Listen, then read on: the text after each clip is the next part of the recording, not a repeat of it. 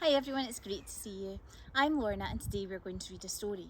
Today we're reading Zog by Julia Donaldson and illustrated by Axel Scheffler.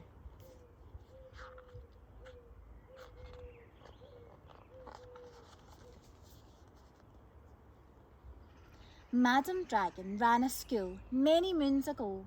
She taught young dragons all the things that dragons need to know. Zog, the biggest dragon, was the keenest one by far.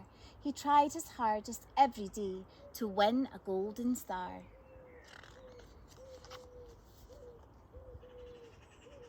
All the dragons in year 1 were learning how to fly. High, said Madam Dragon, way up in the sky. Now that you've been shown, you can practice on your own, and you'll all be expert flyers by the time you're fully grown. Zog went off to practice, flying fast and free.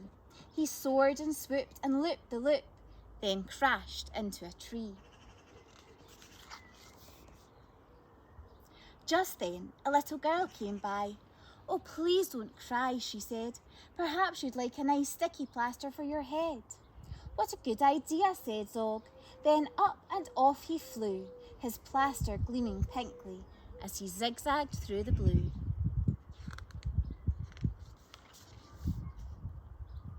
A year went by, and in year 2 the dragons learned to roar.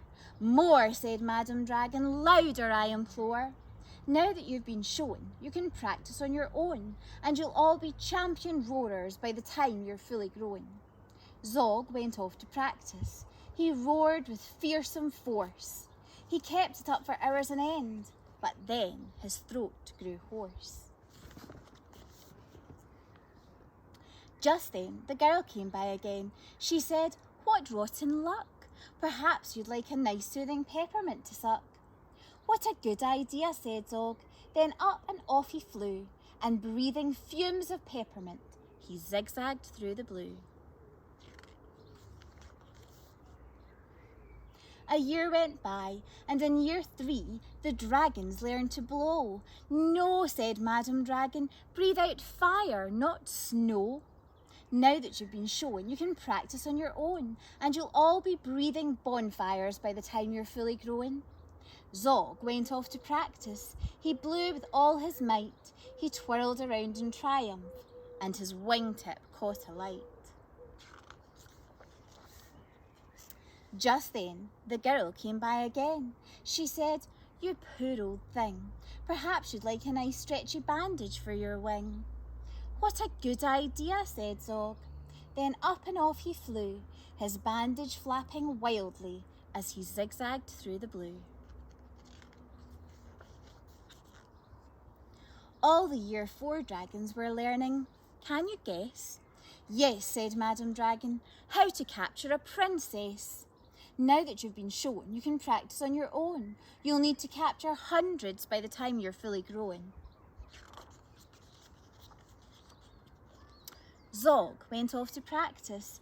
He tried and tried and tried, but he simply couldn't manage. I'm no good at this, he cried. I'll never win a golden star. Just then he saw the girl. Perhaps, she said, you'd like to capture me. I'm Princess Peril. What a good idea, said Zog. Then up and off they flew, the princess gripping tightly as they zigzagged through the blue. Ah, said Madam Dragon, our first princess so far. Congratulations, Zog, my dear. You've won a golden star. Zog was proud and happy, and Peril felt good as well. She took the dragon's temperatures and nursed them when they fell.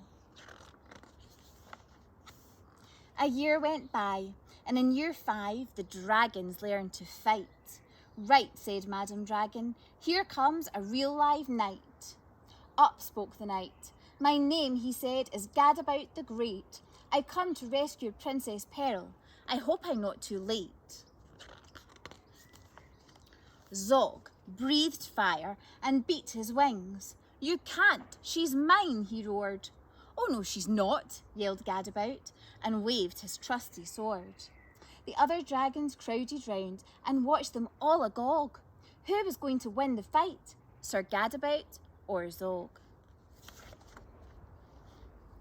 Then Princess Peril stepped forward, crying, "Stop, you silly chumps! The world's already far too full of cuts and burns and bumps. Don't rescue me. I won't go back to being a princess and prancing round the palace in a silly frilly dress.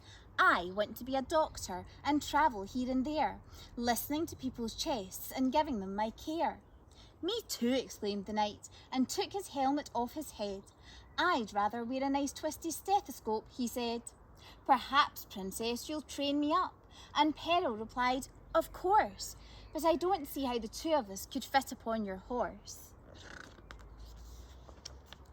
Then Zog said, "Flying doctors, I'd love to join the crew. If you'll let me be your ambulance, then I can carry you." "Bravo," said Madam Dragon, "an excellent career." And all the Year 5 dragons gave a loud, resounding cheer. Then Madam Dragon told the horse, "I really hope you'll stay. I'll let you be my pupil's pet and feed you lots of hay." "What a good idea," said Zog. Then up and off he flew, the flying doctors waving as they zigzagged through the blue.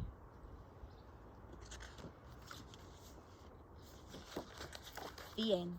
See you next time.